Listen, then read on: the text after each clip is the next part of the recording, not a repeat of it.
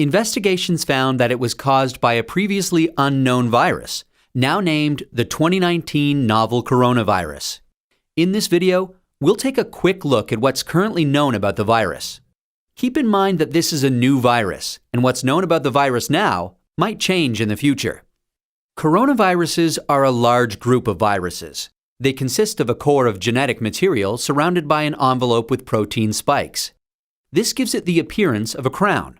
Crown in Latin is called corona, and that's how these viruses get their name. There are different types of coronaviruses that cause respiratory and sometimes gastrointestinal symptoms. Respiratory disease can range from the common cold to pneumonia, and in most people, the symptoms tend to be mild.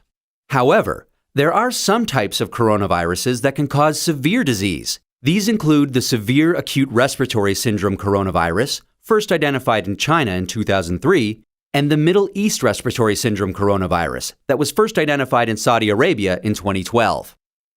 The 2019 novel coronavirus was first identified in China. It initially occurred in a group of people with pneumonia who'd been associated with a seafood and live animal market in the city of Wuhan. The disease has since spread from those who were sick to others, including family members and healthcare staff. There are many cases at present, and the disease has spread within China and also to a number of other countries. So, where did the virus come from? It's known that coronaviruses circulate in a range of animals. Sometimes these viruses can make the jump from animals to humans. This is called a spillover and could be due to a range of factors such as mutations in the virus or increased contact between humans and animals. For example, MERS-CoV is known to be transmitted from camels and SARS-CoV from civet cats. The animal reservoir of the 2019 novel coronavirus is not known yet. How is it transmitted?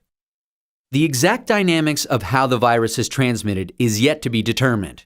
In general, respiratory viruses are usually transmitted through droplets created when an infected person coughs or sneezes, or through something that has been contaminated with the virus.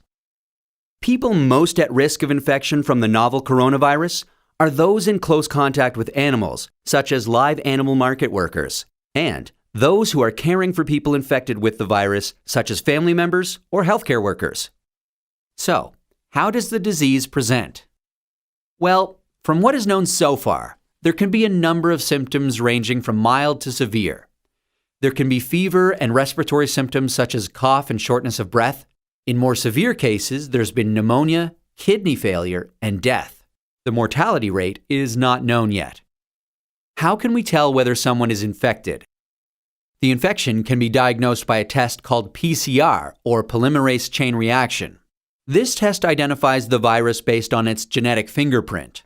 There's currently no specific medication for the virus, and treatment is supportive care.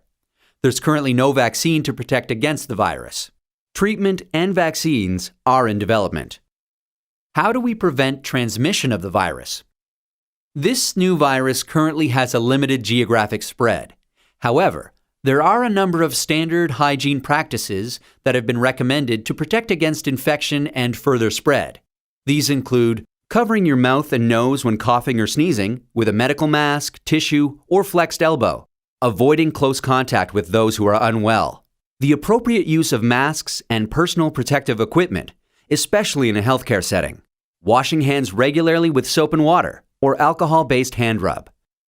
Actions that can be taken to prevent infection from an animal source include avoiding unnecessary unprotected contact with animals, washing hands after contact with animals or animal products, and ensuring that animal products are cooked thoroughly before they're consumed.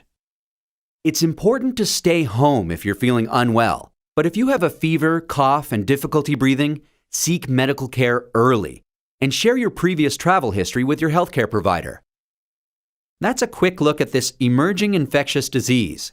Given that this outbreak is evolving rapidly, what's known about this virus can change. Please check the websites below for the most up-to-date information.